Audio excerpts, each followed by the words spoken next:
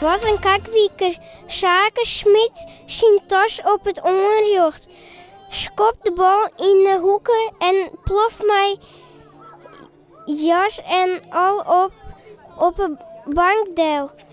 Van vlog naar boek. Tjits van der Wal, beter bekend als Tjits Vlog, had haar eerste bannenboek uitgebracht. De schreeuwster zelfs oer de stap van vloggen naar schreeuwen. Ik merkte gewoon naar zaken en zijn leeftijdsgenoten dat ze net zo volle Fries lezen. En ik vond het wel heel spietig, want het is zo mooi om in die eigen taal wat te lezen. Dan beleven ze toch anders dan in het Nederlands, zeg maar.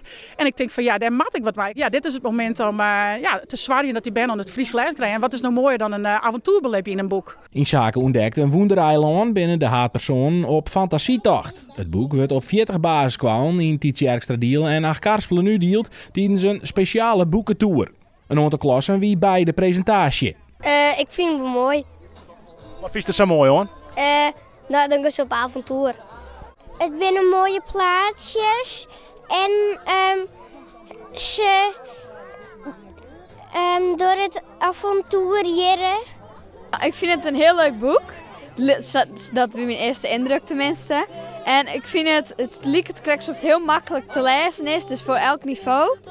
En er zitten leuke plaatsjes in, dus ik had er een goede eerste indruk van. Naast het boek is er ook een videoclip van het nummer T-cabine in première gaan. Voor de vlogger is er één ding wat als een peel boven water stiet. Nou, dat wil ik, daar ben ik mij aan van. Broek die fantasie en doe kist oeral en alles doen was maar worst. Is ervan dat het Tjits vlog nou Tjits boek worden is? Nou, ik vind het wel leuk, want ik vind het sowieso heel grappig dat ze bij ons in het wat zijn. Het is een beroemde Friese vlagster. En ik vind het echt wel heel leuk dat ze nou ook een boek geschreven had. Is het waar als was maar worst, je zelf bedenken, was toen